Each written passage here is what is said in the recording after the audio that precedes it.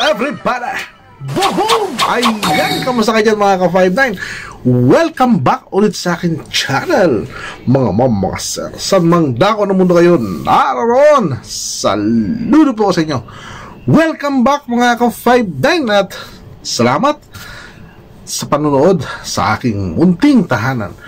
Bibigyan ko lamang ng reaksyon mga ka-59 ng inihayag ni Mr. Estepanyong sa kanyang Facebook wall na hindi pa rin daw siya maniniwala kahit pa sabihin na merong video dun sa pagdadrag racing ng Batang Kargador.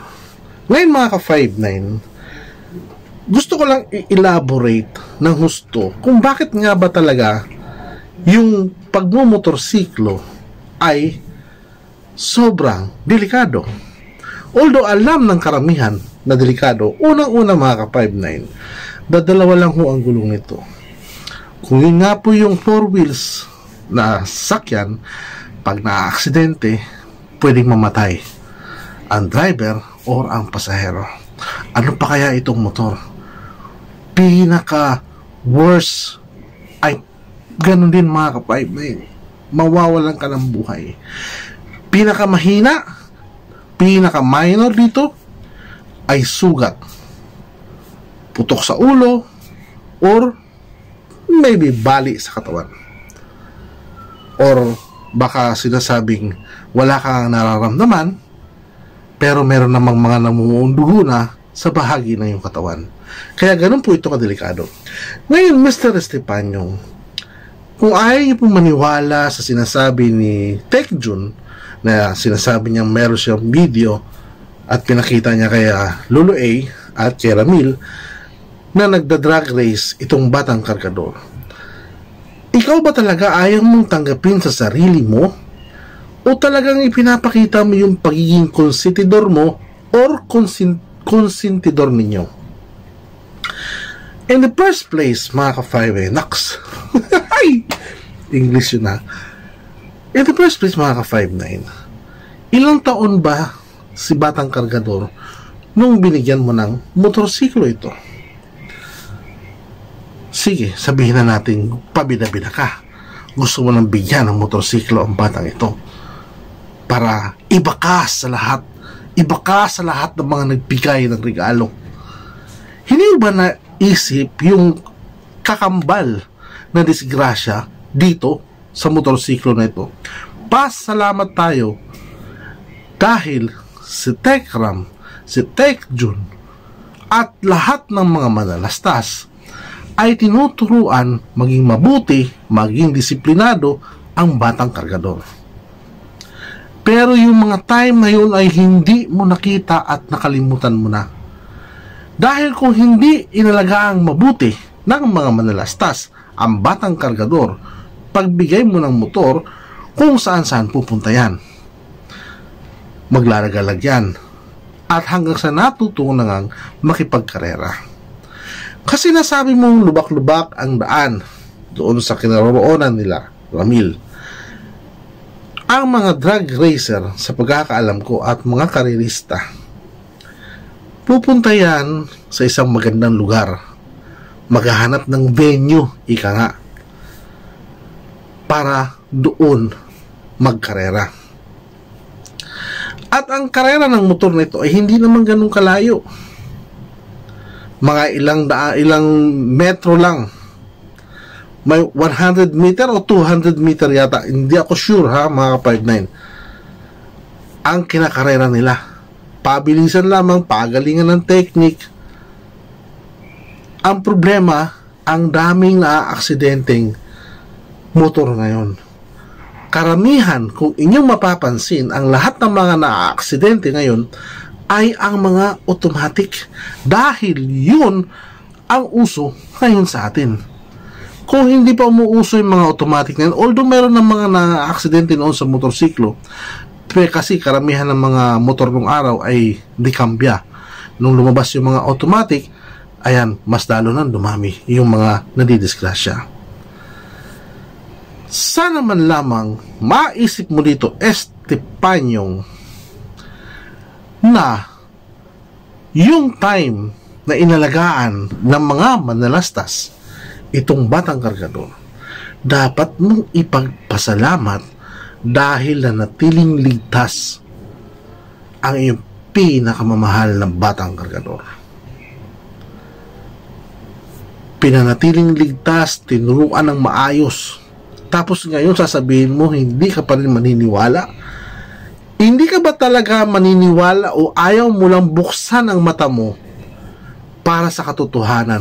Bakit hindi mo na lang tingnan yung positive way na nanggaganap ngayon? Bakit hindi mo na lang tingnan na, shit, tama pala sila talaga at mali ako? Bakit hindi mo kayang aminin sa sarili mo na umpisa pa lang mali na kayo? Umpisa pa lang mali ka na. Sa sobrang pabida mo, bibigyan mo ng motorsiklo, okay. Pero sana man lang naisip mo kung paanong iningatan na hindi madisgrasya ang batang ito. At kahit nagda-drag race na, pinapagalitan, dinidisiplina para wag madisgrasya.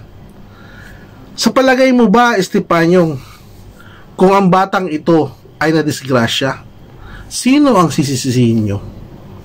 Sisisihin nyo yung mga manalastas, sasabihin nyo, hindi nyo binantayan. Sasabihin nyo, hindi nyo inalagaan yung batang mahal na mahal namin. Dadami ang mga bashers na nagsusuputan katulad ngayon. Dumadami na yung mga bashers, pati mga bashers ng mga vlogger. Kaliwali. I don't care. Wala akong pakialam sa inyo dahil ang mga topic na tinatopic ninyo ay hindi ninyo alam. Ang mga topic na pinag-uusapan ninyo ay hindi nanggagaling sa puso ninyo at hindi nanggagaling sa isip ninyo. Ang mga sinasabi ninyo malayong malayo sa totoong katotohanan. Kaya Estepanyong at kayong mga wakwak dyan, magising na kayo. Wag naman sanang mangyari na darating ang panahon dahil sa sobrang pagbibigay nyo sa batang kargador ay maaksidente ito. Sino ang sisisihin? May babalik nyo pa ba ang buhay kapag buhay na ang kinuha ng aksidente? May babalik nyo pa ba yung mga nabaling buto? Although pwedeng palitan sa aksidente.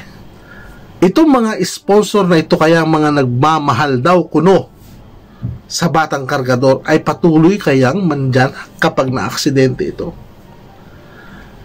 100%, eto lang masasabi ko, kapag nangyari yun, huwag naman sana.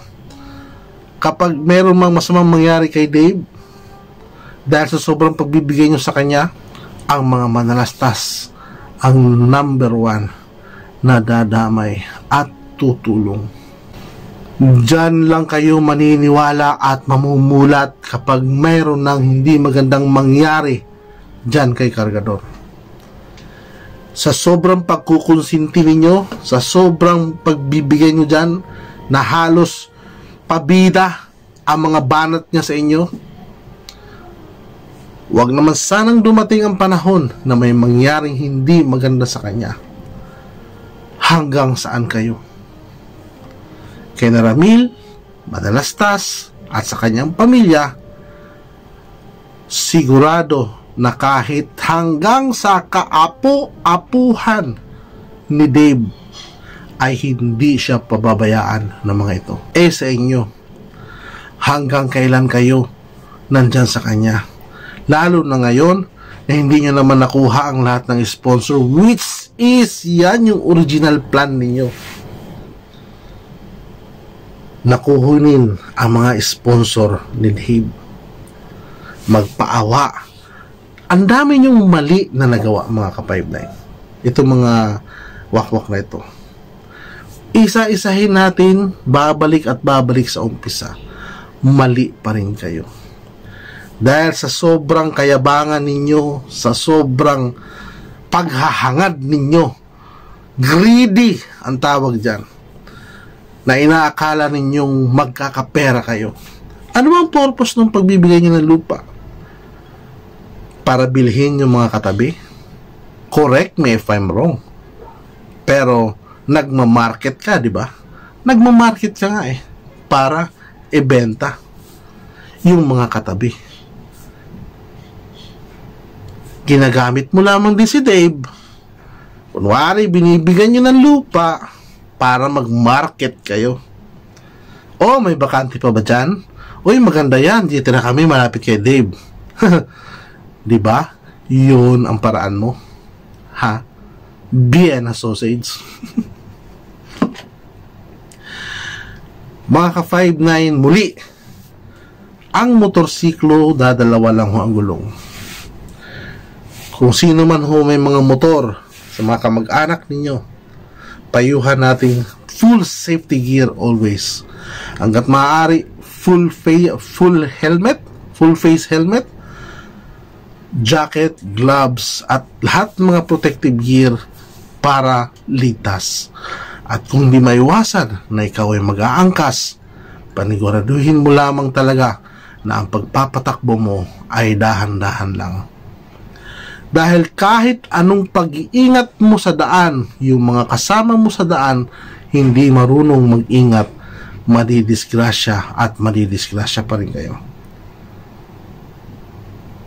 Pero kung ang alam nyo lang makipagkarera, which is marami na hong nabalian dyan, namatay dahil sa pagkikipagkarera. Sana, Esteban, yung magising ka na, no? Tanggapin mo sa sarili mo na, shit, mali talaga ako. O, inulit ko ha, mali kami. At tanggapin mo sa sarili mo, tanggapin nyo sa sarili nyo na kailangan pang disiplinahin ng batang kargador. Hindi nyo ba nakita yung ipinakita niyang ugali sa harapan ninyo? Tuwan-tuwa kayo sa pagmamayabang niya.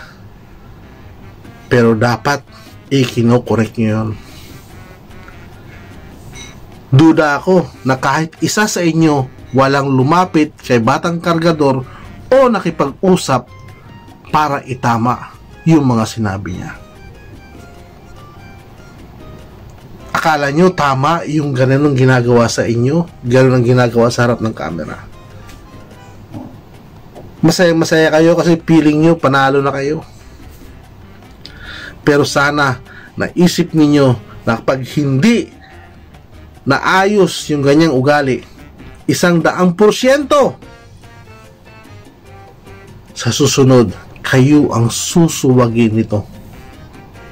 Batang kargador na minamahal ninyo, na iniingatan ninyo, yan mismo ang susuwag sa inyo.